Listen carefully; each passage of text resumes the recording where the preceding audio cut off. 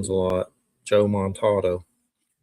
Welcome to the Church of Mabus radio show. It's Friday night, 7:06 p.m. Central. We're all still alive, sort of. Not really. We're still moshing with the apocalypse. And it's certainly the apocalypse, or at least people that think it is. And then right now we're just waiting for the fake UFO Antichrist alien invasion. That's where we're at this point. That's the next phase from Trumpelgooch. But anyway, Kevin LaPorte, good to have you here, man. I know we were going to interview one point. You were sick or something, and then there's one point. Well, no, it's James Aquilon. I was supposed to have on that a kidney stone. So sometimes crappy stuff happens. We know that. But glad to have you here, and great to do this interview. And how's it going? Going well, man. Considering the state of the larger world, I'm doing pretty good myself. Can't complain. I think we're just glad to finally join you guys. It was like in September. It's been almost 6 months. Yeah. Since I was supposed to join, so I'm glad to finally make it into my spot here. Yes. A lot of times when I schedule like months and months in advance, so I have to like dig for dates and stuff. So, but we're glad to get you here, and we're going to get caught up on everything. But yeah, I think we're just like all going crazy from what's happening right now. We're like all in a weird state of shock. It's like, a lot to soak in. It's a lot to weigh when you're trying to be creative, or when you're trying to just get through any given day of things that you normally have to do. Yeah, definitely. It's a lot. And so right now, what Kickstarter is going right now? Right now, I'm doing a joint Kickstarter with Martin Piero of Cosmic Times down in West Palm for a book called Turbocharged Teenager, which is loosely based on an old Saturday morning cartoon from the 80s called Turbo Teen. You guys remember that one? No, it doesn't sound familiar. That sounds familiar. It's a really weird concept about a high school student that could turn into a car. Like not a transformer, not a robot that turns into a car, but an actual flesh and blood teenager that could turn into a car under certain circumstances. Now that sounds a little familiar. Yeah. It didn't last long, I don't think, did it? No, I don't think it made it past like 13 or 14 episodes, but yeah, a season, maybe 2. But Martin's concept for this was that it was it sounded more like a horror story than a funny cartoon. It was some kids' bones and flesh turning into metal and rubber tires and things. So that's kind of the approach we took with it. And it's on Kickstarter right now. And there's Mark Eddy. Mark Eddy, if you want to sit in for the second hour, let us know. And I keep thinking of Christine. That's my go-to for cars, like the book and the John Carpenter and everything. And Brian Fuller was supposed to do some new thing that he probably got fired from that or something. But I was hoping. But is there Christine elements in it? Like, is the car like? Is there things like that? Not really. This is way sillier than Christine. Christine was like, I think King has admitted that it was pretty much a possession story. Okay. The car was possessed by a demon. But this is more like a literal kid that can turn into a literal car. So it's more of a Marvel style origin story where kid drives car into a giant special machine made by his dad that transforms him that merges him and the car into one thing. And then the twist that we had, this was Martin's idea, was to change the art style halfway through the book to be more of from a cartoony style to a horror style. And to reflect the change in tone, where it goes from being like a silly cartoon type of story to an actual like gory horror story with the kid turning into a car, where instead of it being kind of a fun thing like on the Saturday morning cartoon, it's more of a, oh my God, what the hell's happening to me thing. And well, the origin also kind of sounds, are you familiar with Ultraman 1966? I'm familiar with it, but I'm not as indoctrinated on the story. It sounds very similar. So in the origin story, I said, spoiler alert for a 60-year-old show. The original show came out after it was a spinoff to another series called Ultra Q. But the origin story was there was a monster being chased by this space policeman called Urutaroman, which is Japanese for Ultraman. Mm-hmm. And Ultraman's spaceship collides with an Earthman spaceship, Shin Hayata, and kills him. Wow. Just before he dies, Ultraman goes to Earth and talks to him as he's dying and says, "I'm sorry I took your life. I was chasing this bad guy. I'll give you half of my life. We'll become one being. When you need my help, take this beta capsule and you'll turn into me, and I will save the planet for you." and that's the exact premise there. I mean, he doesn't turn into a giant robot. He's half the robot and half the robot is him, and they're one entity. They share. It's a complicated story, but it's going on in Japan. They're along like season like 38, and it's still going. Kaiju. Yeah. It's classified as Tokusatsu Kaiju. It's a science fiction monster series. Okay, cool. Yeah, this is on a much smaller scale than that, but it's similar. There's a little Hal Jordan Green Lantern origin in there too. Yeah. Okay. Same premise. Yeah. Cool. Is it a body horror? It's definitely a body horror. Yeah. In fact, we used an artist, a good friend of mine, Oscar Pinto from Mexico, who draws, did some of the Vicious Circus Halloween comics with me, as well as some other books that we worked with. But we got him to draw the horror parts because that's kind of his specialty, is to draw the body horror. He's just got a real intuitive knack for that kind of thing. And also, I wanted to definitely talk about Gothic Matchup. We got the Frankenstein and Cthulhu, and then we got Moby Dick and Dracula. This is getting weird. What is it? Are you allowed to talk about any other future ones? Or yeah, sure. I mean, I'm pretty much doing this with my partner Amanda Rachel, so we are the company, so I can approve that. Yeah, I think the next one is going to be Dr. Jekyll, Mr. Hyde, and Jack the Ripper. Nice. Oh, that sounds good. Yeah, I definitely want to take it in a weird, unexpected direction, and I certainly got that feedback on the Dracula and Moby Dick book, like why, how. But I was real pleased with how it came out. There's a storytelling challenge with taking the unlikely team up and making it work in some way.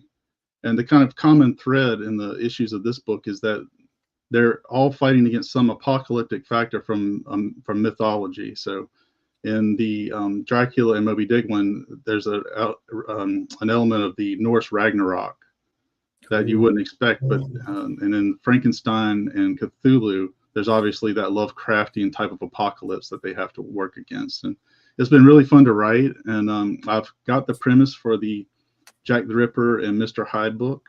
I'm working on the script now, and the artist is ready to get started here in about 3 or 4 weeks.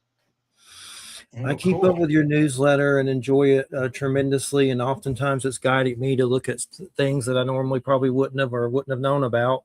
And one of the things I agree with you a lot is the crazy porn crap that's on there. And I know you get heated about that. It pisses me off when I go to stuff and I see it now. I don't mind some kind of boobage, but I like it a little tasteful. Like there's just stuff on there that's just like gross.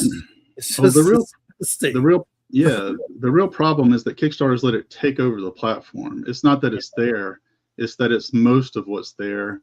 It's consumed much of the backer base has become that customer base. Again, not a problem, but it's eaten up a lot of what Kickstarter was supposed to be for comics creators in the first place, which is a sort of opening opportunity for people that are actually looking to make comics and not just money. I have no problem with people making money or funding at high levels, but when it's only that, or it's mixed in with everything else to the point that it distracts, obscures what other people are doing in comics, that is a problem. And we're at that point on Kickstarter.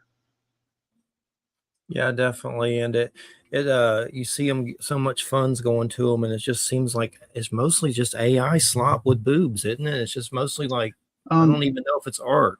On the covers, there's a lot of AI, and some of it looks amazing, some of it doesn't. I think it depends on the skill set of the person using it, honestly. I don't see it on the interiors. That's a much harder thing to do because every image has to be its own AI piece of work, and people just don't have the patience or the talent, I think, to actually do that. In fact, one of the problems is that there's such a disparity between the quality of art on the covers and the quality of art on the interiors. Not with everybody. There's certain exceptions to that rule. People who make really great, not safe for work comics on the inside and out, but most of the time they're selling covers. And again, more power to anybody that's an entrepreneur that's making money that way, but it's shut out so much of the other opportunities for comics creators on Kickstarter. It just consumes so much of the pledges. I think I was really digging into the numbers last year in early 25. It was just so time consuming, but I think at that point, Not Safe for Work comics were occupying about 40% of the amount of comics on Kickstarter, but more than 65% of the money coming through Kickstarter for comics. That's really disproportionate. Yeah, and I mean, there's some stuff out there that's good stuff with sexuality in it. I don't have a problem with like there was a crazy one called Deanna of the Dead, and it looked vulgar, but the art was so crazy by like Edward Lee and horror. I was like, man, that looks crazy. I think I'll check that out. But there's the other stuff, you know, you got to like use discernment with it. What are some titles to you that you've seen? I know there's one recently with some Frankenstein lady that looked like it had nudity or something that looked good, but there's some good stuff that has nudity, but it doesn't have to be sick, like vulgar as hell every second. Right. And I don't know that they've really cracked down on that. Because one of the issues was when you submit a Kickstarter campaign, they give you a like a little thumbnail image that you use to promote your project in the search results. Yeah. And that has to be community accessible. You can't have a not safe for work image there, but people do it and they get away with it as long as they can. And so there'll be full nudity in one of those. And Kickstarter wasn't catching it because they were using, I don't know if they were using AI to like screen or curate the projects that come in at first. But things were slipping by.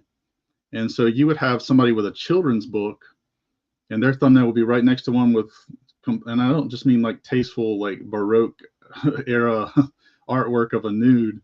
It's, porn stuff. And again, that's free in there for anybody that wants it, but it shouldn't be there without you consenting for it to be there to see in that sort of mode. And I haven't seen much of that lately, so maybe they've done something to that effect. Because I certainly made a lot of noise about it, not just on my Substack, but also in direct communication with Kickstarter. Well, and also there's that lawsuit going on for the different social media too. So I think a lot of people are getting a little scared and hiding things on their websites now. Yeah, and then there's an issue with I think there was a free comic book day event in one of the Carolinas, and they gave out a copy of Matt Wagner's Grendel, which is a classic comic, but it's an adult comic, and there are adult themes and adult artwork in there, and they put that lady in jail, the lady that owned that comic shop that gave that out on Free Comic Book Day. So there are a lot of different angles to it right now in the world of comics. Wow, that's crazy. Yeah, it's crazy. Aren't they doing a Grendel show on Netflix, or they were, or something like that? They were going to do. I thought they were. I don't know where it stands. Yeah, I think it got axed. So, man, keeping up with comics. Like I started collecting when I was earlier in my 20s, and then like an idiot, I sold a bunch of Image comics, and it was stupid. And then I kind of felt bad about it. And then finally I started doing comics again. And then I went crazy, and now I have like 13 boxes and a Kickstarter addiction. like it gets crazy. There's so many titles. Yeah. And it's, it's just there's so many cool things. But what are some things coming up, some future projects that are coming up this year? Well, the next big thing I've got is I've been working on a comic called Last Ride of the Four Horsemen since about 2010. My collaborator on that is a local friend of mine, Nathan Smith, who was the artist, passed away while we were creating the book. And I think it was 2018. We lost Nathan. And so it was on hiatus for a while there, but I went forward with it. And it's ultimately going to be like 13 issues, but the last issue is launching on the 17th of this month. And so all 13 issues worth of material will be available in that. It's sort of a steampunk take on the biblical apocalypse.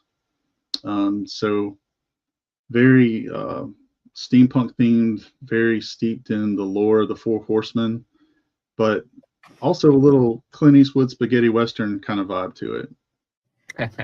I'm excited to put that last chapter out there. Yeah, I need to jump on that one for sure. Definitely, it's on my radar. And all the art is done for the last issue. I'm just lettering it. It is ready to roll. I'm excited to get that entire story into people's hands for that. I'm really proud of it. And that's the final one. Will that be the only way to get them after that, or will they be available at the store? Or no, we don't do the direct market. We'll have them on our website at inversepress.com, our flatlinecomics.com. But we'll have them through Kickstarter, and then I'll collect this last arc into a trade paperback over the summer. And so then I'll have a 3-book set that'll have the entire story in it. And at some point, next couple of years, I'll do an omnibus with all like 300 pages of it in one book. Awesome. I'm going to have to jump in at some point for sure on that one. What's it called again? I know the name, but my mind's, what's the title of that one? The Armageddon one? Last Ride of the Four Horsemen. Okay. Cool. And so what is Inverse Press compared to Flatline Comics? Is it two separate things? Or I mean, what? It's the same. Inverse Press was our original, that's our company name, Inverse Press LLC. But a few years ago, around 2016, we had an opportunity with a buddy of mine who's a wrestling historian, John Crowther, to do some biographical wrestling comics. And so we actually met and he did direct interviews with wrestlers like good Lord, Grant Gangrel, Jeannie Basson, who's Hollywood from Glow, Nikolai Volkov was our first one, the Rock and Roll Express, different folks like that. And we made bio comics for several years. So we ended up with 2 lines. So we had a Squared Circle comics line for the wrestlers, and then we wanted one for our horror comics. And so I split that off into Flatline Comics as our imprint for horror. Okay, cool. I got you. And it just stuck. I really like it. So we just stuck with it. And definitely. And well, I'm glad to see Alabama representing. I've found some people in Florida representing the creative side, and I try to get them on any way possible. And we've had, I don't know if you're familiar with Al Going Back, OWL Going Back. He's look him up on Amazon if you get a chance. He writes Native American horror. Okay. And he's been around for a long time. He's down here.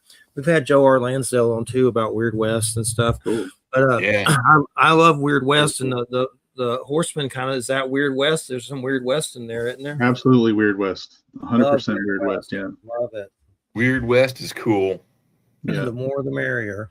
I've had Joe R. Lansdale on talking about the Jonah hexes he did and stuff with Timothy Trubin. Yeah. I have a tattoo. I railed him on Batman Beyond and Batman animated series, so it was good. Yeah, he wrote some of those too. And yeah, that was a good one. And so I'm kind of curious, what made you start loving comics? What were some of the first initial titles that you grasped onto as you were growing up? Wow, it goes back to the 70s, the mid 70s, and the spinner racks at like the convenience stores and drugstores. And me too. Just as a little kid, back in those days, I was in 76. I was probably, well, I guess I was 5, and I discovered the Hulk. And those comics back then had a really dark edge to them, at least for that time period. And it just felt like I was reading something I wasn't supposed to be reading, because he would get so mad and just destroy everything. And as a angry little tantruming kid, it seemed like I could relate to that. Yeah. And so I started reading the Hulk, discovered Spider-Man through that. I don't know if you guys remember the Color Forms play sets, the little vinyl appliques. I think about those sometimes. And my mom bought me that Spider-Man one. I'll never forget it. And I started reading Spider-Man comics from that. And about 5 years later, a friend introduced me to the X-Men, and then I was done. That was it for me. I've just been an X-Men guy ever since. Even they're kind of in a lull right now, but I've been an X-Men reader. And then, of course, as a teenager in the 80s, it was such a perfect time for comics with Watchmen, Dark Knight Returns. Just go down the list of the incredible timeless comics that were made in the 80s. The Chris Claremont run on X-Men. Oh God, yeah. Yeah. Those are the 90s. I was collecting most of the Marvel books, most of the X books, the Spider books, and in DC I was grabbing mostly Batman, and I got the first year of Shazam when they redid Captain Marvel. But the 90s was the artwork and the storylines for the X-Men, and for the most part Spider-Man too, really, really got good, and especially when they got to the crossover where he acquires the black spider suit. Oh yeah, very cool stuff. Yeah. Secret Wars. Days. Yeah, Secret Wars. Thank you. Secret Wars at Kroger, begging for it to my mom. Fantastic Four. I remember The Thing, the little spin-off series from Fantastic Four, The Thing, and begging. I was always begging. Still am. And the thing is, back then when I started, I was begging for 35 cents. That's all it took. Oh, now, God. I think my first Spider-Man was probably like 15 cents. No, I'm no about 5 kidding. years older than you, so I had a few years head start. Oh yeah. And I mean, comics now, I keep up with some DC, some Marvel. I try to keep from Dark Horse. And there's some, Image and stuff. I'm really liking the EC comics stuff that they're redoing, the EC comics, And what are some titles now that you keep up with? Do you still keep up with X-Men to this day? I do. Right now, I think they're not in the best spot, but I do enjoy Gail Simone's Uncanny X-Men. She's just one of the best dialogue writers in comics, and she makes it a lot of fun. She gets the characters and gives them the voice that seems familiar to me, but she makes it feel new in some ways. So I've enjoyed that one. The new Batman series with Matt Fraction writing it is so much fun. I like Absolute Batman too, but I'm a kind of a traditionalist when it comes to the characters. And I like that they've kind of gone back to the roots of Batman and not just grim, but also has a life as Bruce Wayne that's fun to follow along with, and not just total grim dark. So I'm reading those. I keep up with the Energon universe over there at Skybound at Image with G.I. Joe. I'm a G.I. Joe nerd since '82. And the Transformers book. So it's really good stuff that they're doing, and surprising how they keep that fresh. I got them all, and those are amazing. Those are great. Cobra Commander series. It's like y'all needed to keep that one going forever. That was really good. Well, there's a huge revival in the G.I. Joe market right now. Is it Eagle Moss? Eagle Moss or Factory Direct? One of the studio prop replica companies that broke up from Master Replicas is doing like the Mego dolls, but better. Wow.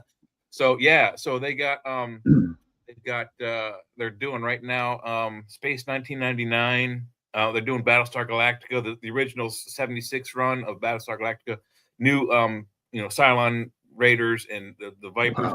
Wow. And I think they're doing some X-Men stuff over there too. And that's Mego style toys. Well, the 12-inch old school action figures, cool. but they're much better. And I think they got some GI Joes up there as well, and like one or two. But I think they're just started on it, so there's more to come. I'm hoping. So look at it's either Factory Direct or Factory Entertainment and Eagle Moss. One of those two is doing it. It's really interesting to me. There's been a revival in that sort of thing in general because I did weirdly a rewatch of Space 1999 over the past couple of years, and then I saw where there's a company doing a 3 3/4 scale like the 1980s Joe's Eagle from Space 1999. That thing is like 3.5 feet long and totally detailed inside and out, and it comes with the little O-ring figures of the Space 1999 astronaut. So I can't justify adding one more toy line to my insatiable collecting, so I didn't get it, but I wanted to. Yeah, I'm with you on that too. But there are two lines or two companies doing the Space 1999. I know the one you're talking of. I just saw it. I think that's the Factory Direct or Factory Entertainment one. But there's a group. It's like Saturn 6 or something like that in England. And they're doing Space 1999 stuff, and they do like a 1/1 scale electronic stun gun, kill gun, and a 1/1 electronic communicator. So you can it with Bluetooth to your phone with a screen on it and all that. It's expensive, but you can really role play with it. But they're also doing the Eagles, and they've got a 3-footer also. That's cool. That's really cool. Hey, did you know they're bringing the Mask comic to Energon? Mask. I was excited to see that. Yeah. That's cool. It's definitely going to be good. I used to have space was terrible lately, but I used to have those little Mask figures when I was a kid. There's a company that's remaking them all, but they're not doing anything new. They're just doing the old molds that Hasbro licensed to them. Yeah. So it still looks cool, but they haven't actually put anything out yet, I don't think. I would rather see something new with the same characters. I'd love to see a G.I. Joe classified scale Mask series. They'd be insanely They're expensive, going but to I'd love bring to see them it. all together. They're going to bring them all together, and they're already doing it some. But what about those Transformers smashing soldiers? Like that's a lot more violent, isn't it? It's It like, is much more violent. Yeah. But more realistic. I think that's what they'd actually It's do. more violent. It's definitely more realistic. I mean, if The- you're a the- 9-foot tall robot and you can pick up a human and squash him like a bug, you would. You know. in the new comics, Jay, the evil Transformers just like kill the hell out of it, like splat them like flies. Yeah, that's perfect. I would absolutely enjoy that. I haven't seen those comics yet, but I definitely need to get into them. The I'd be compendiums are disappointed if starting to Starscream roll out. didn't squish people. Yeah. Man, that Kickstarter. I did the G.I. Joe ones on there, the Transformer boxes. Oh my God. Now I'm eyeballing that Hellraiser. I was like, why didn't y'all put that on the payment plan, you assholes? It's like, Have you read those Hellraiser comics before? no, I haven't. They are I've always insanely wanted to. good because Clive Barker actually wrote a lot of those Yeah. himself. Yeah, I mean they are really, really good. I'm gonna have to do the 350, I guess. I'm still thinking about it, That's but I'll rough. probably get them. It hurts. And then there's some kind of Marvel ones in there, like some kind of there's a third book of it's only on the certain tiers at the end, the expensivest ones. And the 350 has the Marvel third actual book that has Hellraiser Marvel stuff in it too. Oh, they had that anthology book in the 80s and early 90s for Hellraiser. Yes, there's 2 Image, 1 Marvel. I think the ones from Boom and Image are better. As I recall, I think I read all that stuff, but still very good stuff. Probably worth the investment. What about this comic called Dork? Did you see that one?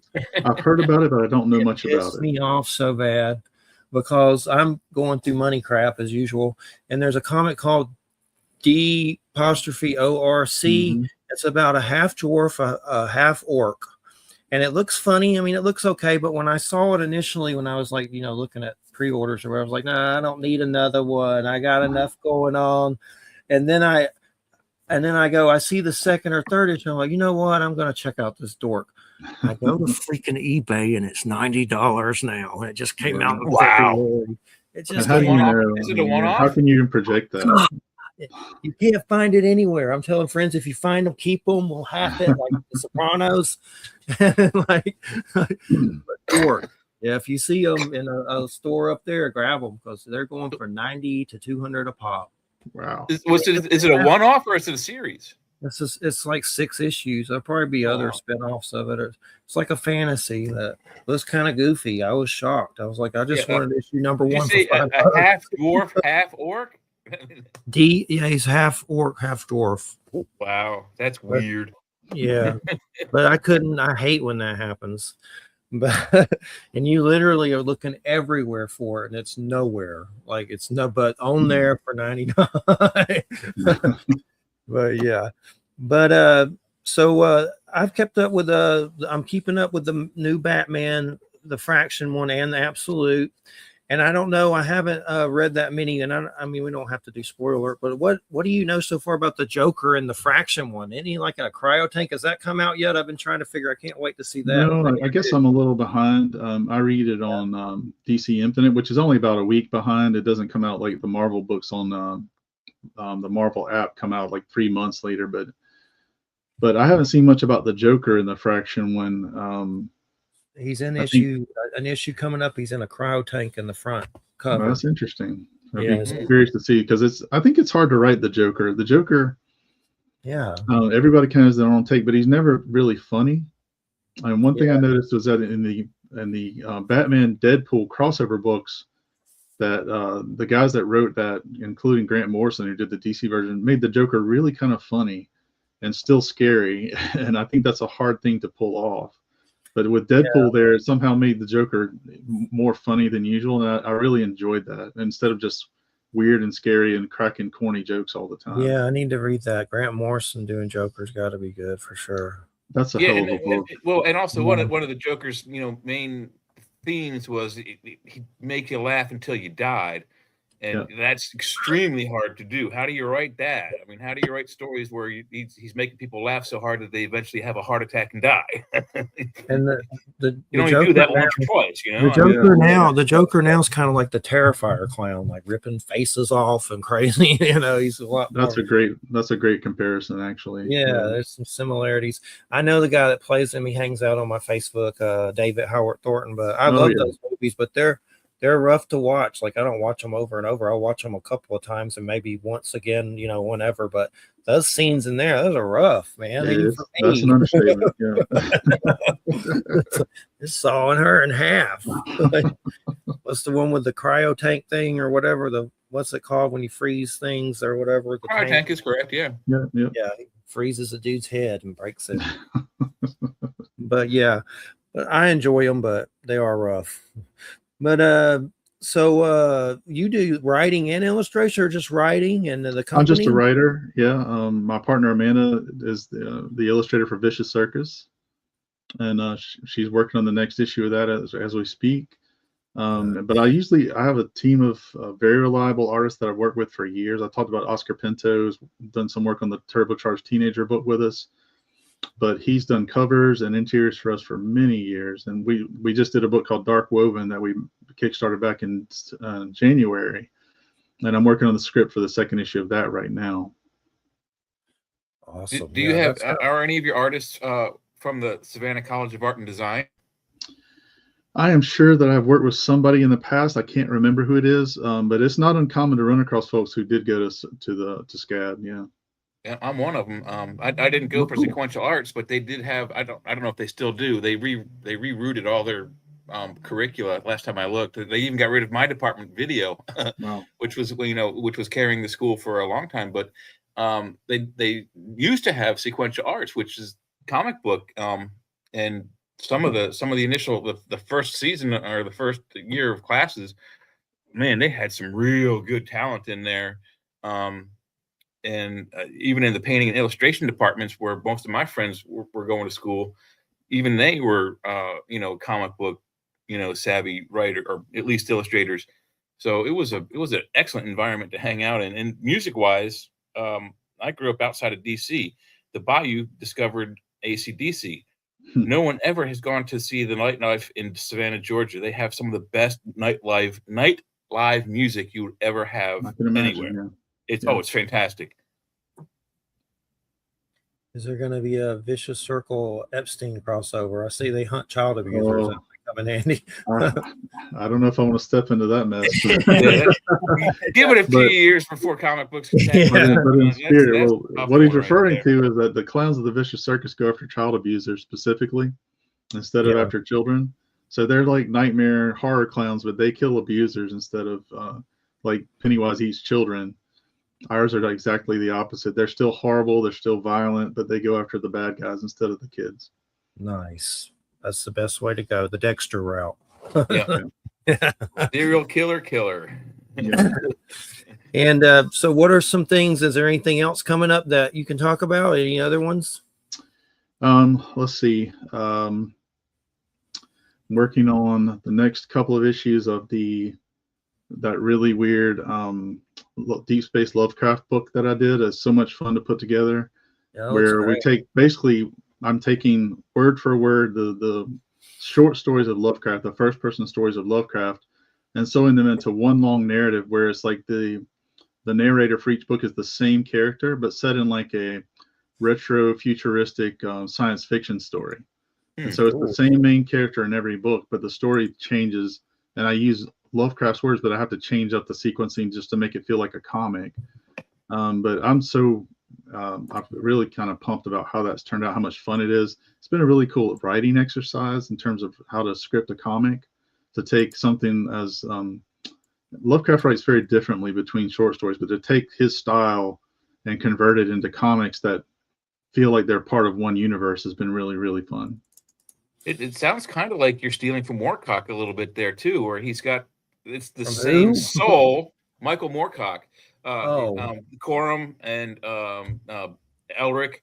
All of his stories have different characters in them, but the main character is always the same soul. So the soul of Elric is in Corum. It's in other, lead characters in his other books. And so the soul is different stories, different types of stories throughout the same universe, but it's all one dude. It's sort of reincarnated between stories. Kind of, yeah, sort of. I don't know how to explain him like that, but it's not so much reincarnation as like it's the soul just travels between these different people somehow. I don't know how he worked it, but I used to have almost all of his books, but almost 90% of my library didn't convert over to the new house. But that's okay. I'm starting to pick them back up. I could see how the sci-fi thing could work with H.P. Lovecraft with the creatures and stuff, because they are kind of sci-fi. They are in a lot of ways sci-fi horror, Yeah, kind of like the Twilight Zone series from the 60s. The further he got into his writing career, the more kind of sci-fi they got in terms of his stories, and until there were actually alien abductions in a few of them. But earlier on, they're more gothic horror. But to convert them into something that feels a little and looks a little more sci-fi has been not as much of a challenge. It's just as much. It's been kind of joyful to me. Science fiction is kind of my sweet spot. Hard science fiction, alien, things like that. Event Horizon, and so to kind of come along with something like that with a totally different aesthetic, because this is definitely retro futuristic, has been a lot of fun. Event Horizon was going off in my head right before you said it. Oh yeah. I know there's been some comics with IDW of that. I haven't read them, but I have them. I've heard it's really good. I've actually got them in the house. I have not read them either, but I've heard really great things about it. They're doing a prequel to Event Horizon. There's supposed to be some kind of prequel. Oh, wow. A movie at some point. There's a point. lot of untapped potential there. That's an insanely underappreciated horror movie.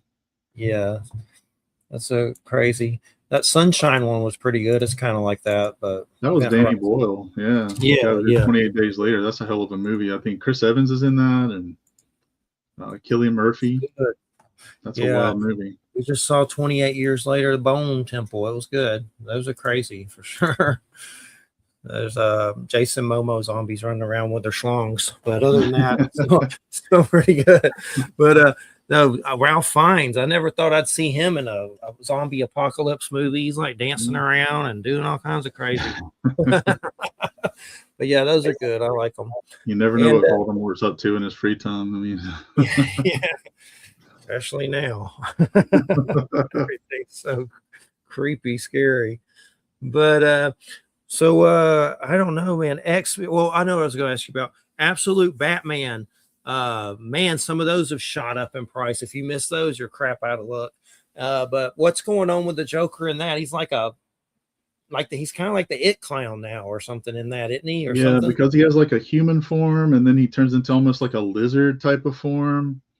Yeah. And, it's really bizarre. I think Scott Snyder has such interesting high concepts. He's good, for his characters, and the way that he's built out the Absolute Batman universe, with like all the villains being like his buddies to start with, and then they get twisted and changed over the course of the story. The only one that's not like that is the Joker, which I found pretty interesting. Instead, he's like this world dominating tycoon, like almost like a tech bro. He's rich. Yeah, and not like the Joker of the comics of the regular DC universe at all. So it's a definitely different take, and I mean you can always count on that from Snyder. Every iteration of Batman that he's written has had a different sort of Joker and a different rogues gallery and a different support system. So Absolute is definitely it's the ultimate evolution of that, because it is dark, man. That book is super heavy. Which one? Absolute Batman. Oh, absolutely. Yeah, I need to catch up on them. That's I was keeping up with Superman and Wonder Woman in that one, and I started to do some of the other ones, but then I was like, I'm just going to keep up on these three for right now. I can't keep up with all of these. And then I was keeping up with what's the other one from Marvel? Their whole to do. They ended it early, which was kind of weird. I kept up with that one. Yeah, I kept up with that. I didn't get Black Panther, which I don't hate Black Panther. Maybe one day I will get it, but I was kind of like, well, why are y'all ending it so early? That's not a good sign, is it? Yeah, really kind of a strange decision because it was successful. Yeah. I'm not sure. I guess their creative team backed out or something, or had other obligations, and it didn't make sense to me either. One of the ones I like is the Philip Kennedy Johnson Incredible Hulks he's doing, those new ones. Those are good. Infernal Hulk. Yeah. Yeah, that one, the first one, then the Infernal Hulk. He's doing a good job. I like those a lot. And I like the Immortal Hulk. But what happened to Donnie Cates or whatever? Is he out of the game for good? Do you know? He was in a car wreck.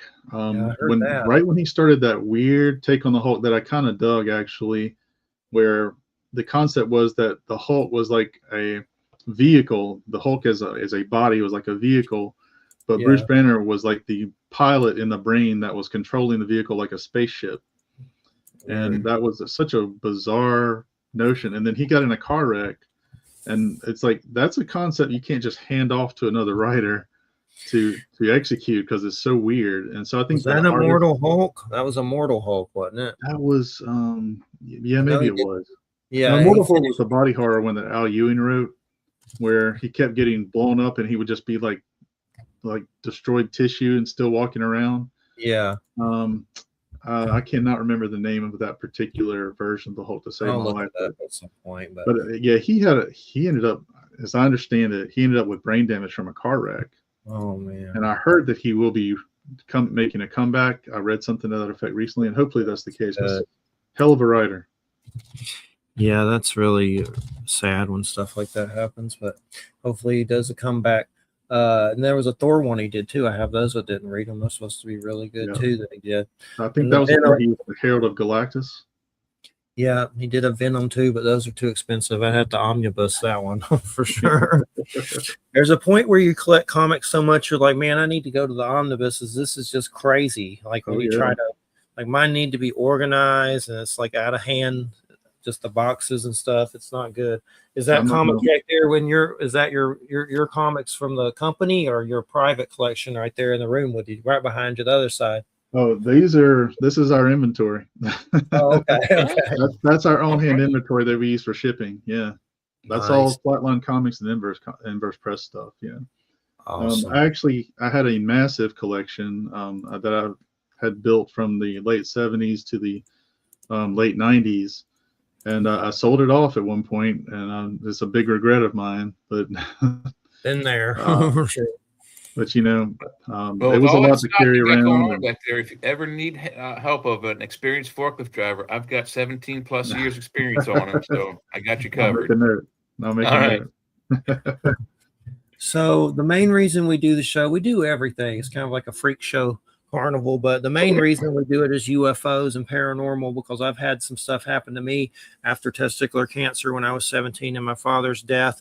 And I'm kind of curious, so you're in Alabama. Is that where you were born? Yeah, I live in Fairhope now on the east side of Mobile Bay, but I grew up on the west side of Mobile Bay, just north of Mobile. Yeah, I have a lot of relatives there. I used to live in Joppa, somewhere. It was in the woods, but that's Alabama. But yeah, Florida's the same way. But I'm curious, does the paranormal come up ever? Have you had any experiences? Is it something you think about a lot? It's something I think about a lot, but I'm pretty much a total skeptic, just myself. But we actually did a podcast like 3 or 4 years ago for a couple of years called Ain't No Such Thing, and we talked about southern cryptids for the most part. Awesome. And I actually our partner Erica Heflin and I wrote short stories around a lot of those cryptids and horror stories from the South. And I actually collected those into a novel last year called Baptizer. That's it's a 16-chapter book that includes 10 stories about southern cryptids and hauntings. I think I saw that. Is it on the site for sale still? Yeah, it's on my website. Yeah, okay, I'll check it. Flatlinecomics.com. So that was a lot of fun. So we definitely spent a lot of time with it. There's these repeated myths across the country, like Crybaby Bridge. We have one in Mobile County that I thought was exclusive to us. But when I researched it, there's like one in every state. There's a place called Crybaby Bridge. Bellamy Bridge or something. Yeah, and so there's different origin stories and things like that. And definitely in high school, I went out to Crybaby Bridge with some friends to explore it, and you get creeped out there.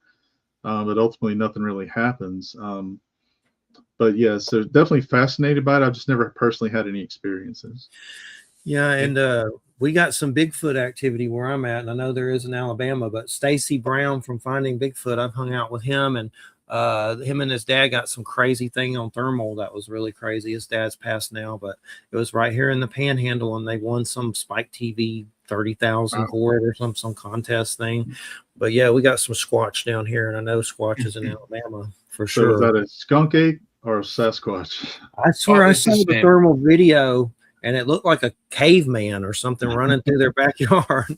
Hopefully it wasn't one of them, but they won 30 grand with scientists and stuff. It was one of those things from that 28 Days Later movie. Yeah, I know. It's like, man. The one good thing I do like about the research is that a lot of people come in like yourself as a skeptic, which is great, which is perfect. We need those kinds of, clear thinking people. But within time, almost every skeptic becomes a believer. You got John Mack, J. Allen Hynek. Let's see, the guy that did the it starts with the C files. The Condon report. He was a skeptic. 3 or 4 of them right in a row there. Some of the research, there's just so much, just complete eyewitness stories on Bigfoot that it has to be true. I've seen him up close and personal, and the reason why Jeffrey says he looks like a caveman is because they're hominids. They're just like us. The face is 100% human. They're just extremely tall and wide and smell like the Dickens. And they can probably pick a 6-foot human up and throw them about 10 or 12 yards. Easy. Well, I saw something about the Native Americans on Facebook, and it was artwork and stuff telling a story about the Stick Tribe. And the Stick Tribe, they look like Neanderthals in the woods in the pictures, but they would throw rocks and sticks at you, and that's why the natives call them the Stick Tribe. That's typical primate behavior, though. Yeah. But man, what's going on right now with UFOs? The reason why it's a serious subject, and I always try to have humor with it. And I'm someone who's seen UFOs and weird beings with multiple witnesses. And it could have been a government frying my brain with a laser showing me hallucinations. I don't know what it was, but I saw it. But I still don't know if it was really an alien or what the hell it was. But anyway, the big thing is with that right now is when you have, and we're not going to get into politics, but when you have the whole thing coming out about the military generals saying Trump's anointed by God and Revelations is coming because we're doing Iran, and a lot of the soldiers are getting upset and complaining and writing some organization.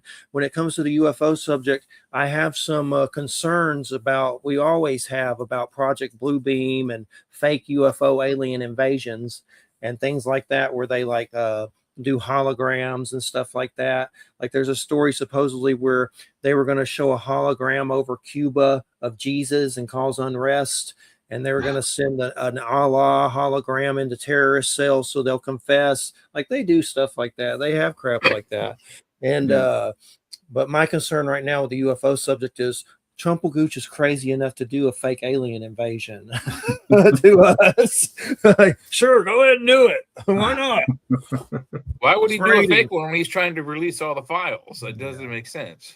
Well, he ain't going to release the files. He hasn't done anything with the files, has he? He just says stuff. He's not in control of them, but the powers that are will likely they're going to. I mean, it's going to be like, how people do that trick in the movies. You try to hand over a file and they're tugging. It's going to be a tug of war.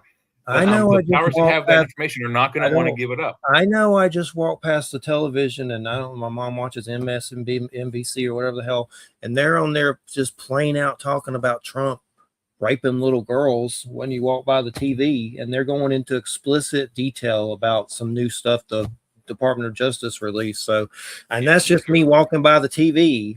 Believe me, they're things are really crazy. Suing that company for $6 billion right now for libel. So I think Trump likes the baby jerky. But anyway, let's get away from that subject. Anyway, Kevin, man, so what's some tell us about some more projects and some links so we make sure everything's getting plugged.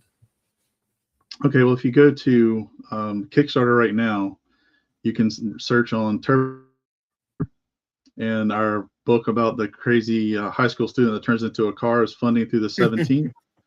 And then on the 17th, I'm launching Last Ride of the Four Horsemen the last issue, the final story that closes out the entire arc, 13 issues. And you can actually search on that, Last Ride of the Four Horsemen on there now, and actually follow that campaign, so you'll be notified when we launch on the 17th. Awesome.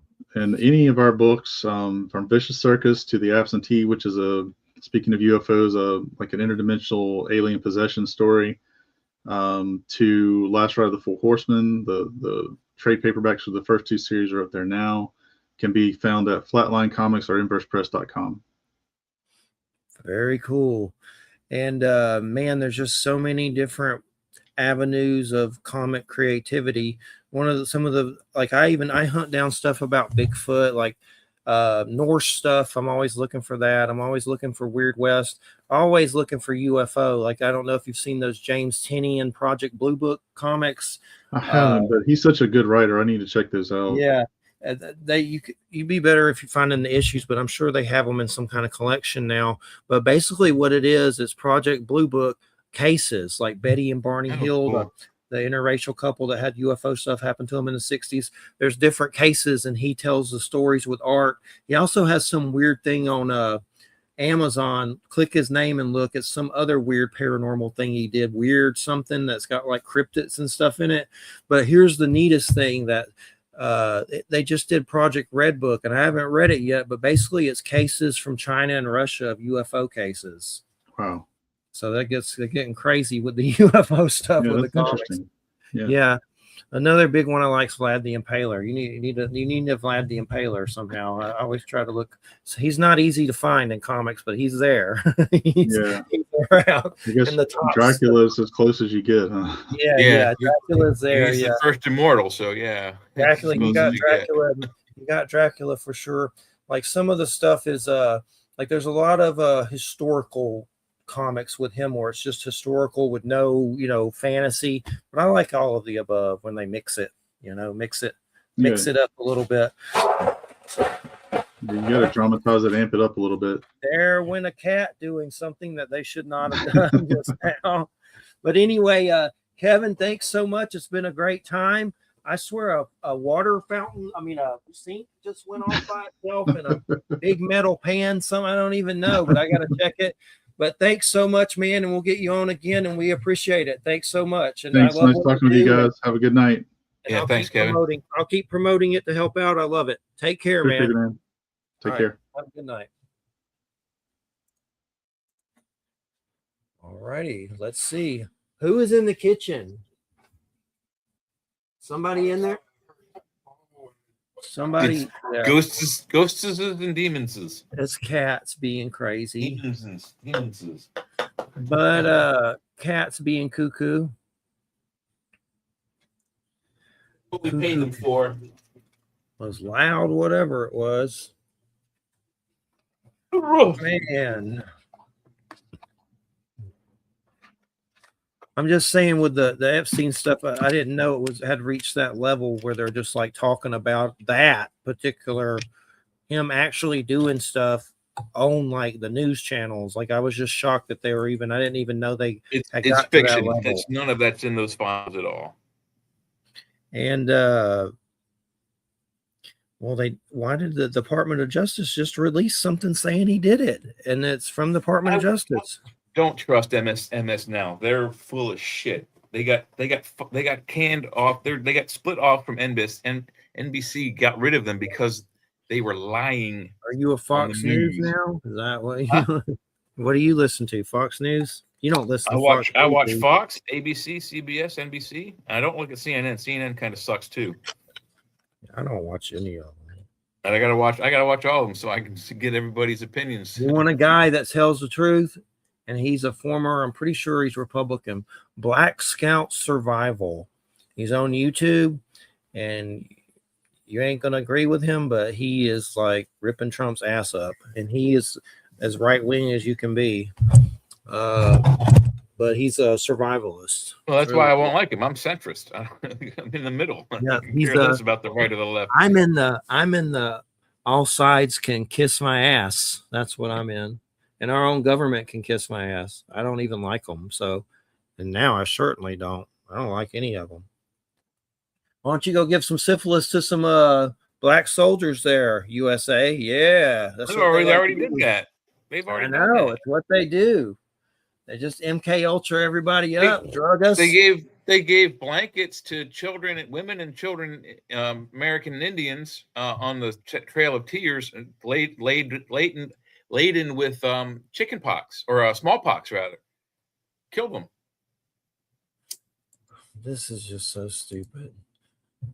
Oh my gosh. What's the things going around saying that Iran is whooping our butt? Like there's weird Facebook posts. Who's saying that? MS there. now? Yeah. They're getting their No, asses handed to them. just like news. Their Air Force is gone. 30 plus of their Navy ships are at the bottom of the Persian Gulf. What was the thing they're bombing? Pictures of airplanes. Where Iran drew pictures of them on the ground and they got bombed, just like pictures. It's on my wall. But anyway, everything sucks. Welcome to the apocalypse. But don't worry. Jesus Christ is going to return now that Iran's getting bombed. So we got it in this. You don't agree with that, do you? They're going around basically saying that the reason they're doing it is to bring on the apocalypse and the return of Jesus Christ. Like the military is even passing the message from Hegsworth or whatever. No, it's a bunch of bullshit. What they're doing is they're stopping a bunch of idiots that were trying to negotiate with us and stall with us while they were trying to enrich more uranium to make bombs. And then they were going to drop those bombs on us in Israel. What's happening now should have happened in 1979 when the Iranian students stormed our embassy and took those 66 people hostages. We should have taken over that country then, or right after they were released 444 days later when Reagan took over office after Carter. What we're doing now is a direct result of inaction by President Carter and President Reagan to stop this when it initially happened 47 years ago. So, yes, I'm all for it. Blow the living shit out of it. I've been saying that since 1980. Yeah. Well, it's just going to get crappier and crappier, I'm sure. Where'd Mark Eddy go? Mark Eddy, you still there? Mark Eddy, you still there? Mark Eddy. He came from the jungles. Man. I think he bailed. I have to go get a weed card Monday. I thought you already had one. Nope. I have to go get one. But I have to get it because I'm on probation. Wait, isn't it recreational in Florida? Medicinal. Only medicinal? Oh. Yeah, I'm on probation now. Never thought I'd be on probation. Wow. I'm a tough guy. You're a bad guy now. You want to be a bad guy? I'll show you a bad guy. It's the biggest. Say hello to my little friend. It's the biggest money racket I've ever seen in my life. Oh, that and DUI. Yep, I got a buddy that went through that. For a first offense misdemeanor, a $750 fine. I have to pay $70 a month for 6 months, plus $40 a month for 6 months for the probation office, and then $25 a week for 8 weeks for anger management. It's horrible. It's just insane. If it wasn't for donations, I guess I'd be going back to jail. I have to pay it every month for 6 months. You have to go. You have to check in. I'm talking about just for a little, hardly nothing. Someone called the police because we were loud, and it was just a little scruffle, but it's hardly anything. And basically, they sacrificed the penis, and I was the penis. It's what they do. But okay, yeah, Mark's coming. That's right. I need you, Mark. I can't do this right now. So yeah, come on. Been a long week. I'm sending it to you. I can just hurry up and figure out what I'm doing. I'm burning that midnight oil, baby. But you're burning something. That's right. That's right. Here you go, Mark. I'll gladly have Mark. I'm just tired. I figured that dude was only gonna do an hour. I actually hurt my toe on an ottoman and almost broke it. It's like all swollen. Just a wreck. God, I almost choked on my own spit. Just a wreck. That's how some of our favorite singers died. Choking on their own spit. Who died like that? Elvis. What's up, buddy? Can you hear us? Yep. Hello. Oh, Okay. there he is. What's up, man? I was going to say, if you can't hear us, take off the headphones. Maybe you can hear us then. Can you hear? He can hear us. I can hear you. I just didn't want to interrupt Jay's words of wisdom. Yeah. Oh, that's all right. I'm full of shit. Look at my eyes. You got to be here.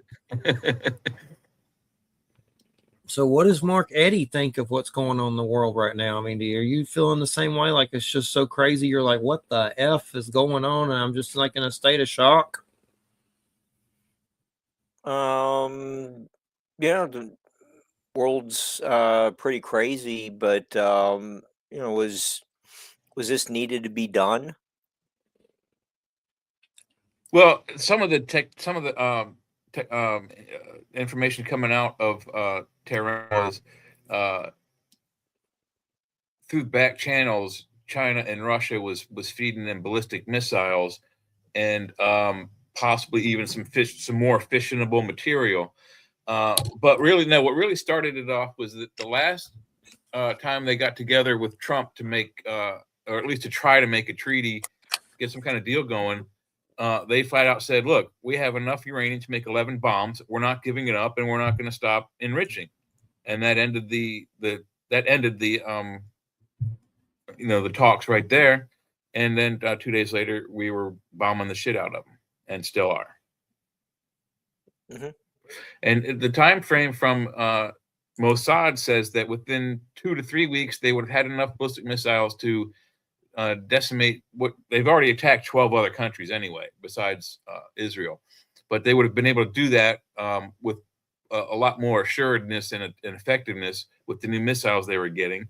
And then 3 to 6 weeks after that, they would have been able to strike Europe and America. So it is 100% preemptive, and almost all the countries of the UN agree.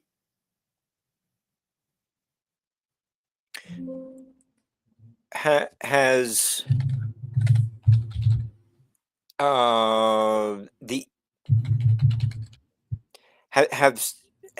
the ideology needed to be put in check with the immigration across Europe?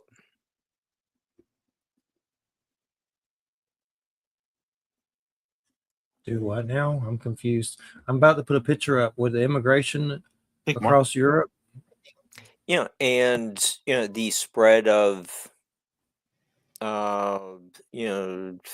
radical Islam.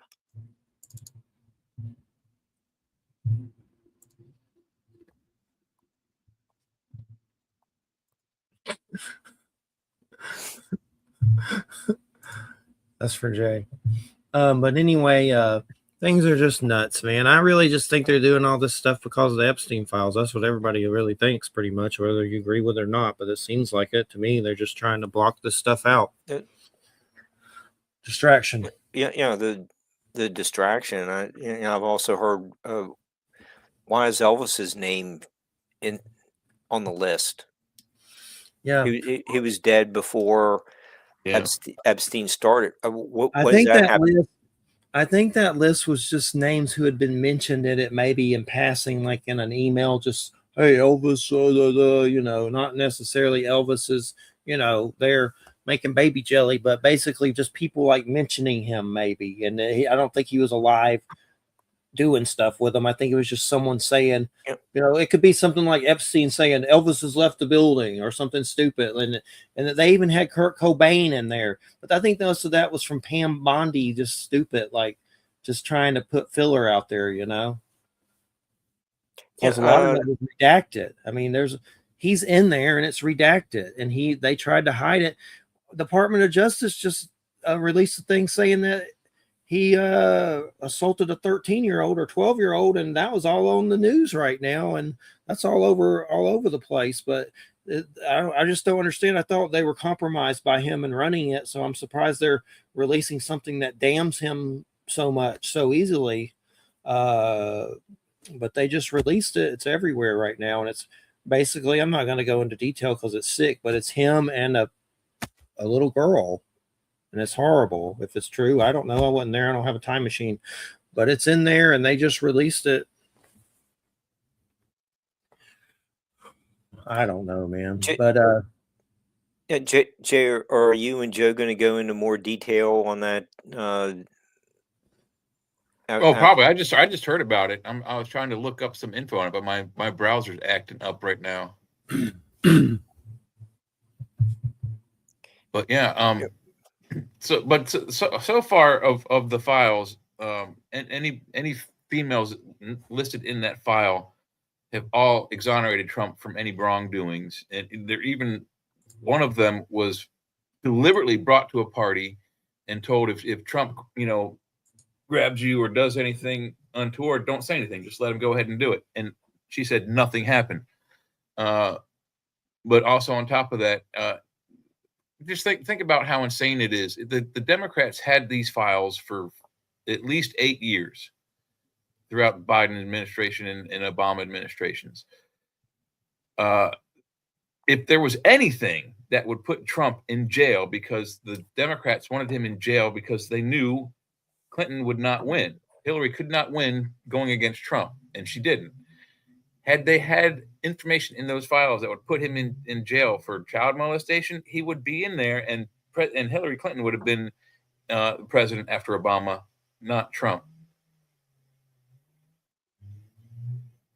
it's because they're all complicit in it. All of them, even the Clintons, they're in on it on some level. They're all. Even Epstein said he worked for the Rockefellers. They're Rothschilds. All, the Rothschilds. I was thinking of a comic book called the Rockefellers. Yeah, almost all the properties that he owns were linked to them as well.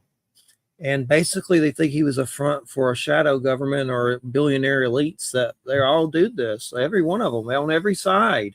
He was a plant to get blackmail information on rich, influential billionaires and millionaires, actors, and prominent public figures, so that the blackmail could be used against them, so that they would be complicit in doing whatever the evil stuff the Democrats wanted them to do. Let me tell you, man, if I was God, which I'm not, but if I was and some dude was about to do something to a little baby like that, I'd squish his head. I'd just squish his head before he could do it. It's like Minority Report. Squish. Squish. Squish like a zit. Just squish his brains out. It seems like a lot of people are very disturbed by what they've heard. It's insane. It's like I don't think people can wrap their head around it. And people have a visceral reaction. It's just too much to even. I mean, the things that are going on. Like, I mean, there's something on Facebook now. They were impregnating girls aged 11 through 14. They took the babies away at birth, starved them so they would. I'm not going to say that part of it. They placed audio of their mother's voices to make them perform better. I'm changing the wording. Then they killed them and ate them. How the F isn't the world burning over the Epstein files? Like, I mean, who does that to a little baby? There's even more graphic stuff that they did with children and babies.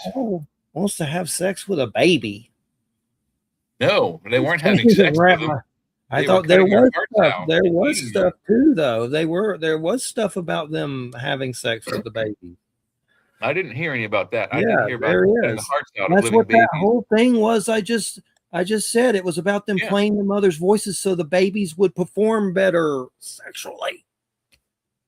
Yeah, It's but in there. none of that is confirmed. I haven't heard. That's It's all in of that there, is. though. It's in there. I don't know if it's No, confirmed or it's not. not. But It's in there. conjecture and rumor, and that's coming out from the bad side of the news programs that are untrustworthy. If that's trust me, if that stuff was in there, there'd be a lot more people going to jail right now. It's not that part of it's not mentioning him, but it's in there. That's what they just said. The only thing that I've heard that was confirmed that was in there was that there are reports of live babies having their hearts cut out while they were alive and being eaten. What they did with the baby. I saw a video on Instagram. Anyway, he's gone. He left. Jay will kiss Trump's butt. If Trump asked him to change his diaper, Jay would do it and go, okay, you want some baby cream, rash cream? Here you go. There you go. Anyway, he didn't have to hear that. He's not here, so he didn't, unless he listens later. Anyway. What else is going on? How are the all your critters? They're good. Everything just seems weird, like energetically.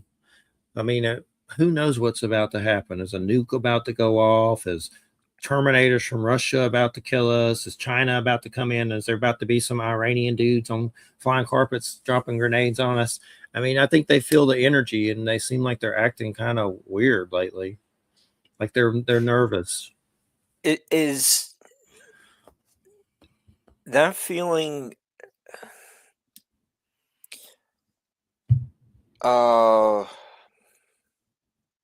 independent of the Mercury retrograde? Is it or just all coinciding at the same time? I think it's just all of the above. And I've heard this Mercury retrograde is very gruesome. It's supposed to be very bad. It feels that way, that's for sure. I've not heard anything good about it, that's for sure. But yeah, it's just a lot. And then, I mean, we don't know what's about to happen from him doing this stupidity. I mean, this is worse than Bush and Iraq. This is, I mean, Iran. Mm-hmm. We don't know what they're about to do. They just get one nuke in a suitcase through. We're gone. I mean, that's scary when Trump's firing everybody all over the place. Like he fired all the COVID people, fired all the disease control people, and then it's like he's doing things. I think he's a saboteur.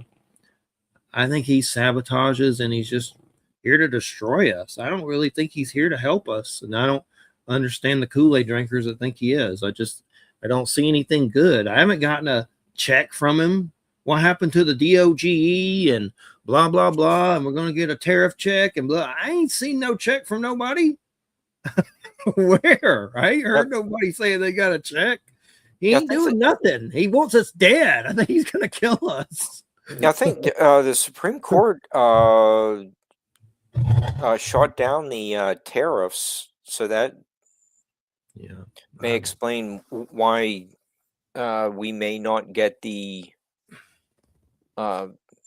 checks. It'd help. Yeah, we get those checks, I'll come on here and kiss that check live on the cam. When I see that check. His son's done looted that check. That check's gone with your Medicaid or whatever. His sons, man, they looted cancer people, university people. They're looting us. I saw a thing that the Trump family is making like $500,000 per hour looting us. Like, they're just looting. He's like the guy from Dune that's flying around, the fat guy that all the, Mm-hmm.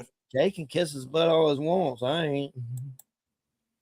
And that don't mean I'm a liberal or a Democrat. I don't like any of them. They lie. Listen, I've had UFOs show up in my yard and weird beings looking in my windows.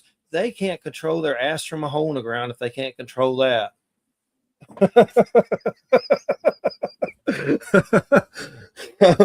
Let me tell you. We'll be lucky we ain't dead by the end of the summer. So, are you expecting, is the sightings that you've had, or is that related to, say something like, Mercury retrograde? Is there some kind of astronomical event that you could link the sightings to? Well, I mean, there was just an alignment of planets that was pretty crazy. There's Mercury retrograde. I know during some of my sightings, there, I during the summer, I think it was 1996. It was the summer of Hell Bop. That comet was out there, and everybody's freaking out about it. And I had a lot of UFO stuff happen during that summer. And I also went to see Okay. Marilyn Manson, Antichrist Superstar that summer. So that was crazy in Atlanta. But I saw Hellbop, and then I saw the Heaven's Gate guy, Applewhite, on TV. And for some reason, I saw him on TV, and I didn't know who they were at all. This is pretty crazy. I shouldn't tell this story. I do it anyway. But anyway, I was tripping. And anyway, a tear went down my face for some reason. And I was like, who is this guy on TV? And then it said they were all dead and they went to go meet the comet. And I swear before I came inside, I was meditating on that comet and I saw a bunch of white lights go towards it. And I don't know if it was them or what it was. But then I went inside that house and saw that guy on TV from that whole cult. They were crazy. I mean, I'm not saying you should go cut your nuts off and wear black and wear Nikes or whatever. But there was weird with that comet. And what was really weird is during that, I think it was Art Bell and Coast to Coast, and it may have been proven to be a hoax, but there's a big to-do about a companion object behind it. And they were passing around pictures of it. And later they said it was a hoax, but they had that comet and there was some kind of companion. That was from Coast to Coast. So that was a weird summer. No, I remember seeing the Hale-Bopp comet.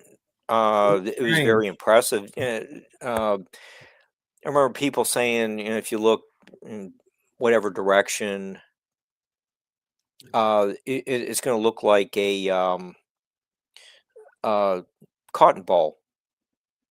Yeah. And then there's the long streaming tail. I don't know if we've really seen anything like that since then. We don't, comets aren't that frequent within someone's lifetime, but I can see where people would get Crazy. interpret something like with a doomsday kind of connotation, but I don't think probably most of tonight's viewers aren't going to live to see Halley's Comet return. I think that comes around every 75 years. Yeah, like 60 or 75, something like that. Yeah, that was I forget when it came, but 20 some years ago. I remember it being there when I was a kid. Yeah, I just wonder what people how people long ago interpreted such celestial observations. Were they seeing more of an optimistic sign? Well, it's interesting. We were talking about Eric earlier and Trump and Mabus in that show. When I don't know if you listened to Eric, but supposedly when Mabus dies, the comet will run. And he thinks Trump is him. And, I would be curious if something happened, if, he croaked or whatever, if, what would happen, because that's how the prophecy goes. And he broke down Trump using Trump and it is Mabus. And it's pretty articulate. Even Wham, thinks there's something to it. Even Jay does, and he kisses Trumpelgooch butt. So that's pretty interesting. Eric thinks Trump is Mabus, the third Antichrist. Mm-hmm. Today, boys and girls, on Fox News. Yeah, was it has the Mabus character ever been identified? Like as a person? Is that the one where people aren't sure who it is because it's somewhere in the future? I think what Napoleon and Hitler seemed Napoleon was the first, Hitler was the second, and Mabus is the third Antichrist, supposedly. The remission. Okay, so that is a maybe someone who's been born or someone still yet to be born. Okay. It is, Nostradamus's prophecies are interesting, but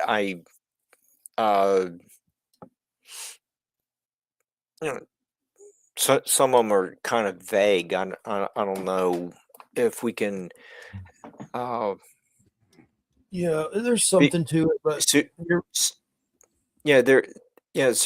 some are precise, others are kind of ambiguous, but the three antichrists are pretty. They seem more like defined characters. Yep, and someone said they've seen documentaries putting Trump as a third. Lately we've had Penny Bradley on. If you go to Rumble and look up Penny Bradley, Church of Mabus, they're on YouTube too.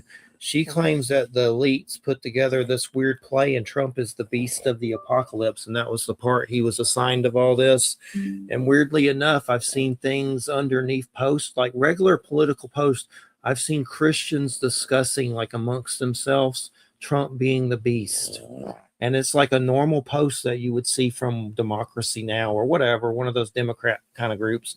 And you're like, it even shocked me that they were just like, they were dead serious. I didn't know them from Adam, but they seem like just like regular Christians discussing that Trump's the beast of the apocalypse. That's where we're at now. So I don't rule it out. He seems very Napoleonic to me and stupid like that. Napoleon was smart in some ways, but in others stupid. But Trump is definitely that and very Napoleonic, and he's about to kill us all. So I don't know if he's the Antichrist, but he certainly is part of that spirit. I think Putin is. I think a lot of these, dictator jokers are. But I don't know. But he definitely. I just don't see this having a happy ending the way things look right now. It seems like a lot of people are in denial about it or something. It's like Germany. And everybody was like, "Oh, Hitler's not going to do anything." Oh, He's doing it. Chamberlain really missed that one. The weirdest thing is how people see him and they just don't see him doing anything, that everything he does is right. That's how Jay acts. It's like, at least have some discernment and weigh the odds. I mean, even if I was for him and sitting around like a normal supporter of him, something would still seem really wrong to me right now. I guess it does to a lot of them, because a lot of them are turning against him right now. I've seen a lot of right-wing radio hosts from that are usually MAGA supporters. They're turning against him and saying F Trump. And I've seen Sean Ryan say that. I've seen several, and I have to keep up with that crap for work, and they're turning against him. But by then, it's not going to be too late, because if he does what he wants to do, it ain't going to matter if you vote. It ain't going to matter if you don't like him. It don't matter. because he's already building camps. He's going to start probably rounding up the opposition. I wouldn't put it past him. What we're hoping is that the military turns against him or something. That's the only thing I see. Like, we need some rogue Navy SEALs or something What your first hour guest was covering a lot of brought up the skunk apes and Bigfoot. What is the comic book? What are the comic book artists? How are they portraying all the current world events? It's an interesting thing. I mean, it seems like, some comics kind of embrace it, but one that I've seen lately that's kind of let me find the name of it real quick. There's a King Arthur one called it's called CORT, Children of the Round Table, Court, CORT, and it's DC. And the last issue of it ends with her with a dude or the character with Excalibur in front of the White House. Like they're about to go in there and slay. But it's reaching, look at music. A lot of the guy from Rage Against the Machine is like doing anti-Nazi concerts now, Tom Morello, and there's a bunch of bands like KMFDM and I forget them, Dropkick Murphys that are Ice-T changed his song Cop Killer to Ice Killer. Like music is reacting in a lot of ways. There's that song by Ice Cube about arrest the president. That whole song's about him. So music's reacting. It's just it's a little slow, but it's speeding up. It seems things are just crazy. Yeah, you get a lot of the country artists being supportive of Trump's policies. It just seems like so there's a balance in the art world. It's basically art reacting to fascism, authoritarianism. Yeah, the best bet right now is, like someone said, I'm kind of nervous for my biracial kids, especially my daughter, because she looks Latina. I wouldn't go anywhere. Just try to avoid. I went to some Mardi Gras parade. It was fun, but they had a sniper on the roof there, like a big giant. I don't know what the hell it was, like set up in a display of power. So it's like, it's not even safe to go to Walmart at this point. What was that for? The customer's protection? I don't know. It was weird. It was at the Alabama Mardi Gras. There was dudes in camo and just like a big ass sniper gun that looked like something from G.I. Joe. It was real. And they were on their walkie-talkie of security, I guess. And they just had it in case something happened. But it was kind of crazy that it was just sitting there like that, like on the roof. I guess if something happened, they would have got on there and did it. Shot somebody, sniped them. But yeah, things are really scary. I mean, God. They're saying gas is about to go up. Oh, that already started last week. I just don't feel like he's trying to help us. I don't really think he cares. That's why I don't understand when Jay's like, oh, no, protects him at every angle. He doesn't seem like he cares. I don't think he's doing anything to help us, or the stuff he says he's going to do, he don't do it. He just says he's going to do it. It's just too weird. At this point, I'm wondering if they're going to start rounding us up into camps. They're building the camps. I saw Steve Schmidt talking about the camps they're building, and that guy's on Bill Maher and very respected and right wing, and he was passing around things showing the camps, supposedly for ICE. But yeah, that's what they'll start putting us in it for long if he gets his way. What's the status of that alligator Alcatraz? Is that still? I thought they stopped it, but who knows what they have we don't know about. But I thought they stopped that particular one somehow. Yeah, I wasn't. I wasn't sure about that. That's why I had a question. Um, I don't know if it's still being used. I don't know if it's people are going to be, citizens are going to be put in there. But I was just wondering if it's still in operation. I thought it got stopped or something, but Okay. there were some crazy videos going around, people dead serious that they thought they were putting some of these ICE detainees on planes and just letting them out over the ocean, like dropping them. Like there was serious videos going around about that. But who knows what's real anymore and How, what how, ain't. how much of that is just AI and psyop programs? Yeah, I Uh, don't know. There's so much y- crap. Can't keep yeah, up yeah. with. Penny's good at identifying things like that. Penny's great. Like, man, have you been watching her? She's just going off Yeah, on I'm Facebook. a little bit familiar with her and her uh, She's always going off. not Nachtwaffen shows that is that the right Yeah, title? yeah, that's it. Her Facebook, she's always raging against the machine. We've had her on twice. I want to get her back for sure. Penny Bradley. Hmm. And uh, she does present interesting insights. I don't know. I'm a little bit familiar with her. I'm not like a weekly watcher, but I have seen numerous shows of hers, and she does present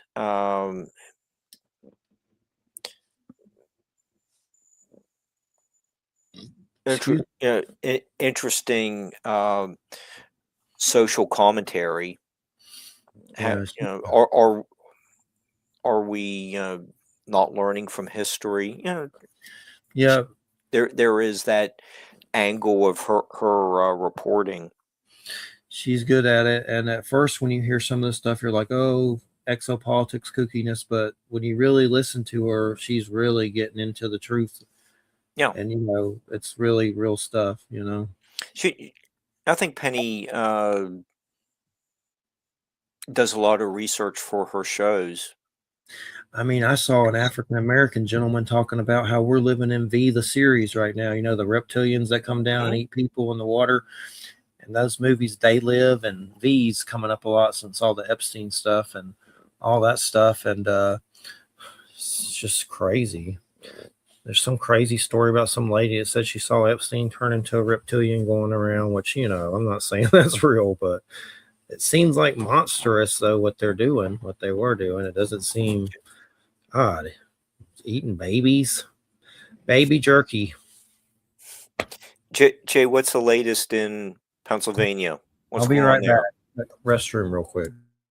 Well, not a whole lot's going on. The latest I heard this afternoon was that Shapiro is making another push to get recreational marijuana through the Senate. The representatives passed it, so it's just got to go through the Senate. There were a couple of firm Republican holdouts on the Senate side there, though. But he wanted to get it. He wanted to get it pushed through last year, so it was saleable to now.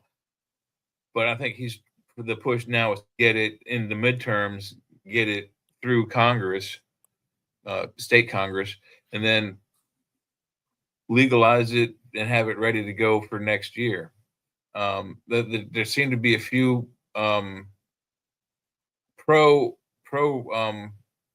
prohibitionists in the regards that they want to pass it, but they were concerned about some certain controls about it. The way they want to do it is give it to the liquor control.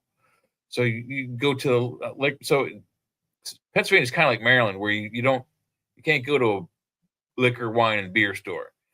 You can go to the beer store and get beer and wine, and you can go to the liquor store and you can get liquor, cold liquor, and warm beer. And that's it. That's what they want to do.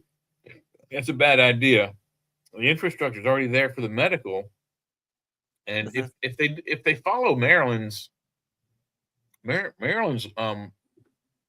process is pretty cool.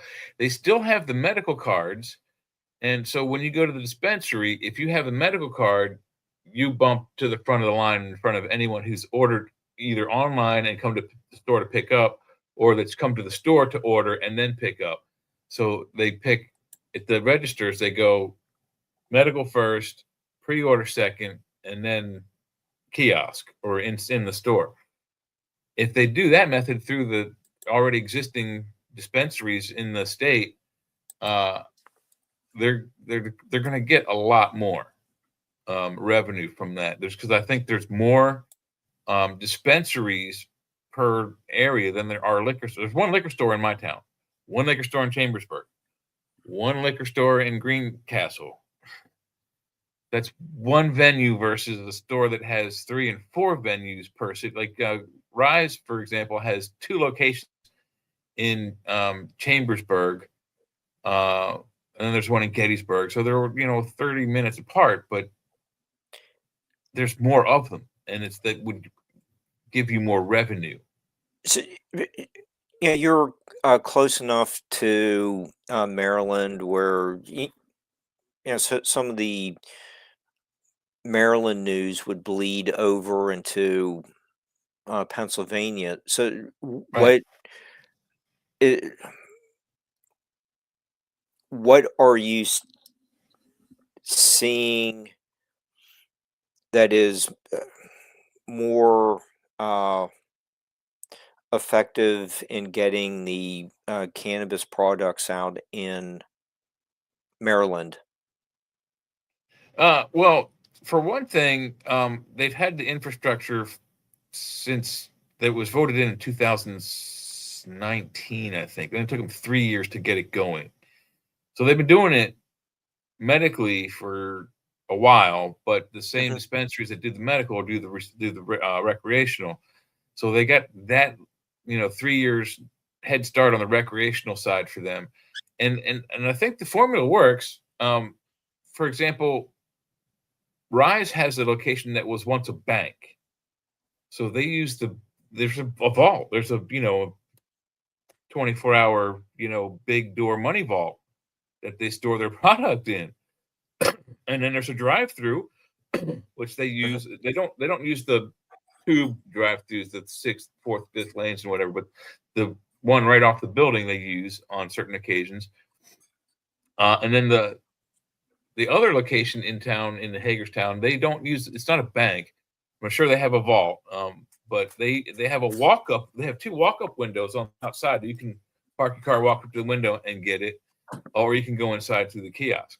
So they have a couple of. I mean, I don't really agree with it as a drive-through product, just my opinion. But the idea of putting it in the legislature that those locations that have a bank, a former location that was once a bank that they're using as a dispensary, is a much more secure location than a liquor store, which has maybe a small vault, just a small safe to put their registered tills in, and that's about it. They wouldn't have enough room to lock up millions of dollars worth of product.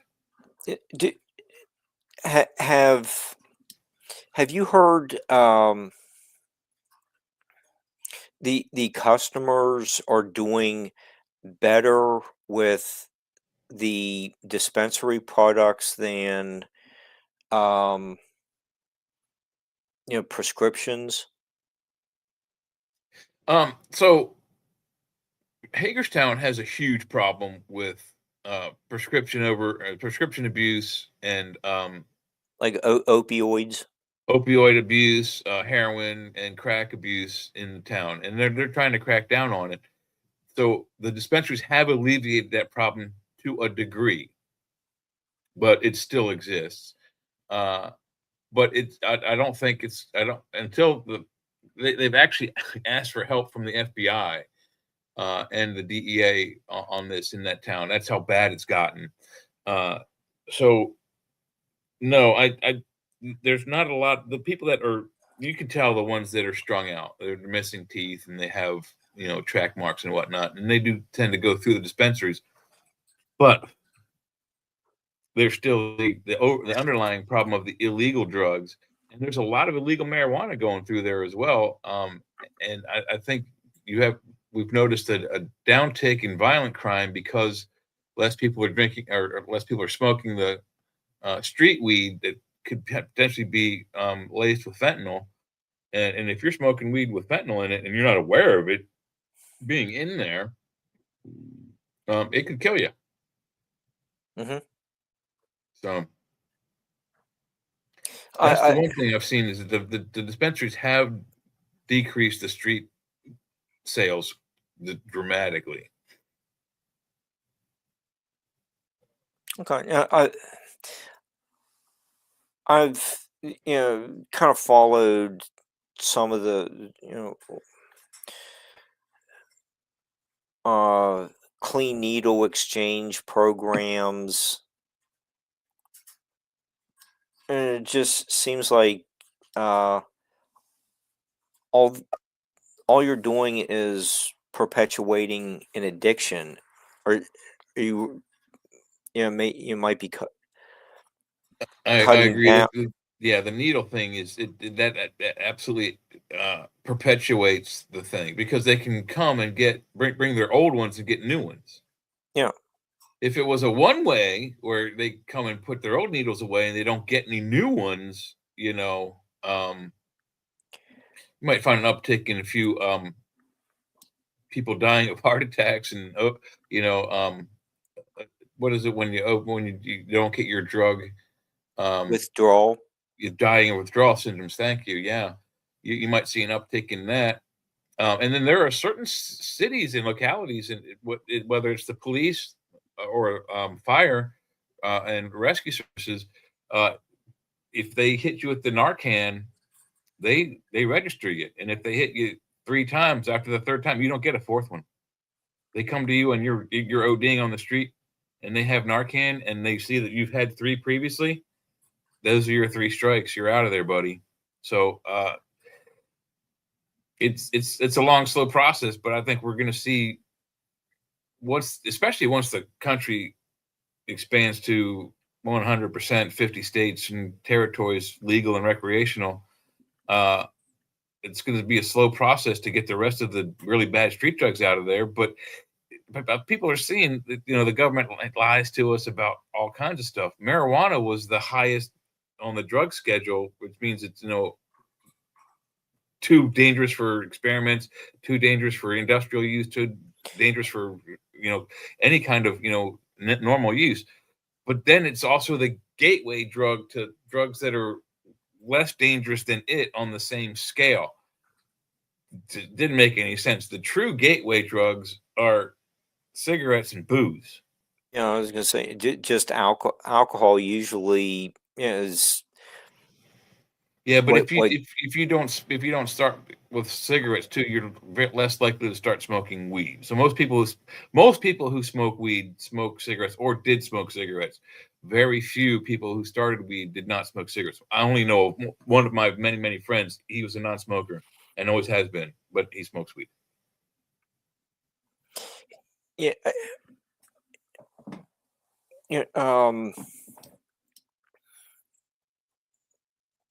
Have you ever been to like Amsterdam?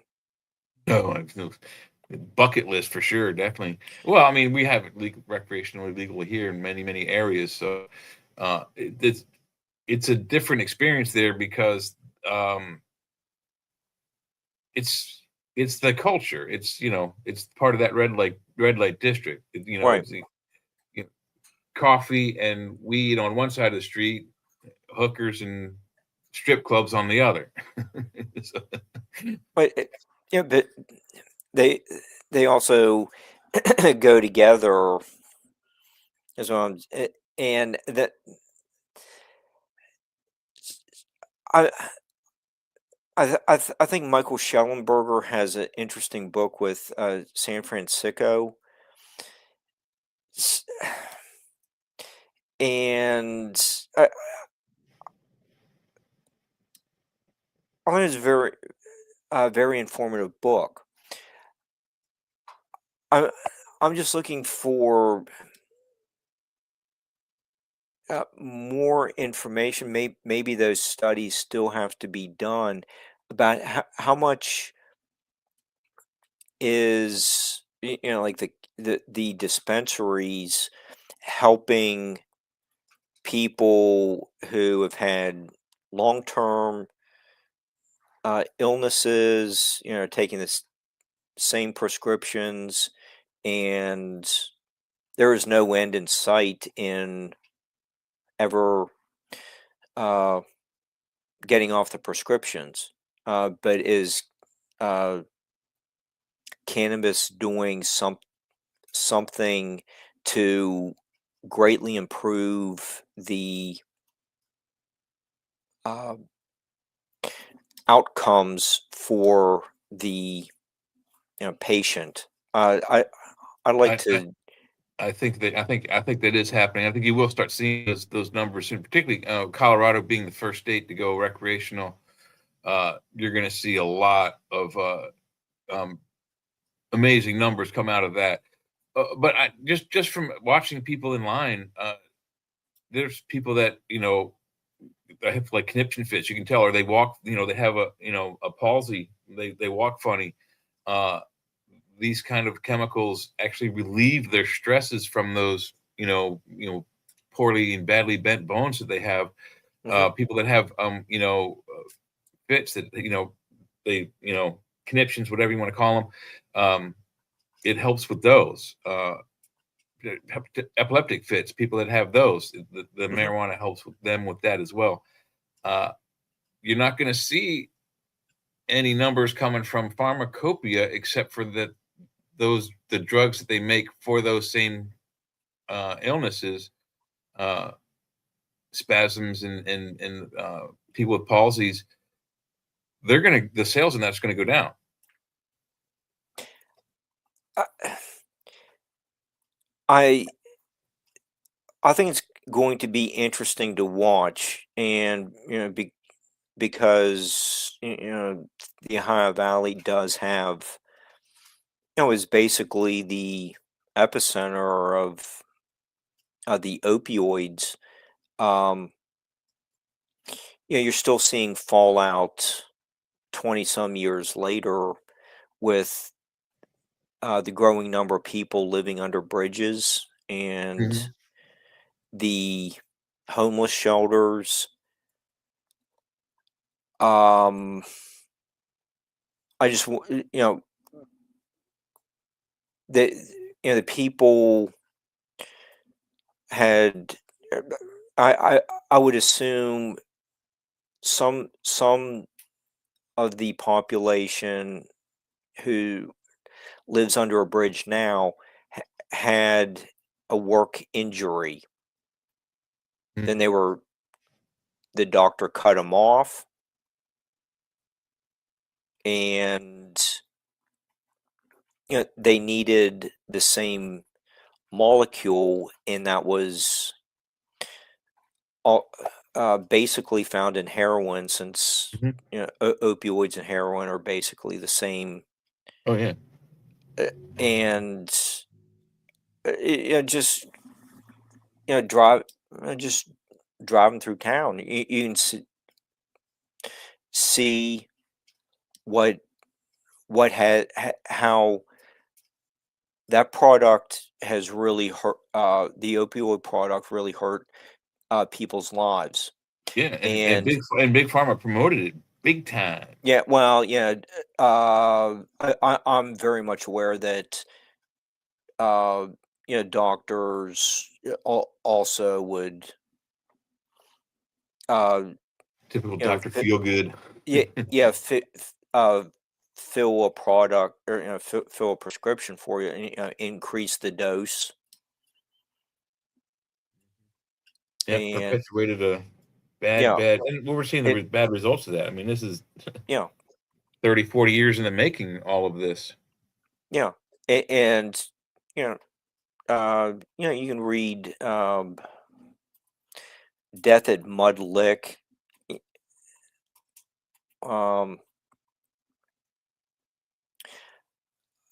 yeah, I you get people. You can see a lot of people in like the downtown area. You also get some of the homeless advocate groups who minimalize the number as well of there's only just a few people. So sometimes there's some fuzzy math involved, but there's a, a lot of crossover between the subjects, and um I just like to to know how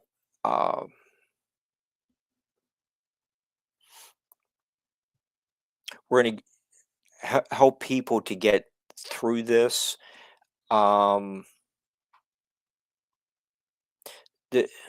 They're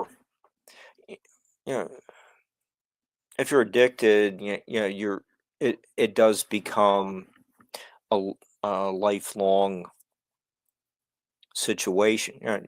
You can find sobriety, but you still have to keep it under control, or for the rest of your life. Yeah, and well, and But Kira just made a good mention of a drug that I can't take, Dilaudid. Dilaudid is an opiate analog. It's a synthetic morphine.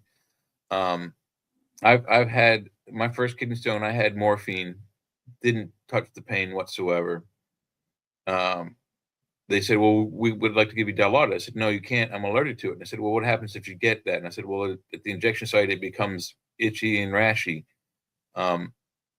So yeah, it doesn't do anything. The opiates, they're not very good. The next things up from that is Percocets and that starts with a D. Anyway, they're using now a thing called Toradol, which is a yeah, morphine's terrible. I don't know why people even inject that shit in their veins. But the Toradol is a NSAID, non-steroidal anti-inflammatory, and it's they say it's non-habit forming. I've had quite a bit of it for the last several weeks because I've been fighting kidney stones, and it's not like Percocets. When they give you those, you take one Percocet, you're down for 4 or 5 hours, 6 hours, 7 hours. You're a vegetable because it just knocks the shit out of you. This stuff, it's kind of, you can't put you to sleep, makes you drowsy. You can't operate like heavy machinery. I drive forklifts for a living, so I can't drive forklifts on it. Right. I can't drive a car, but it takes care of the pain, and it's a small pill, and if I need one, it's like one a day, whereas Percocets is 1 or 2 or 3 a day, and by the time you do that, you can't that's 21 function. hours. Yeah, you can't function. It's 21 hours. You just sleep the whole goddamn day. So at least you can function on these, especially if you have someone who can drive you around and stuff, or if you can walk to places and things of that nature. Yeah, that was Got to end everything. okay. But Yeah, thanks, Shay, for your information. I was just trying to contrast the traditional route versus what is being used today, and I'm just get some hoping grass, for the Mark. best for everyone. Smoke some grass, Mark.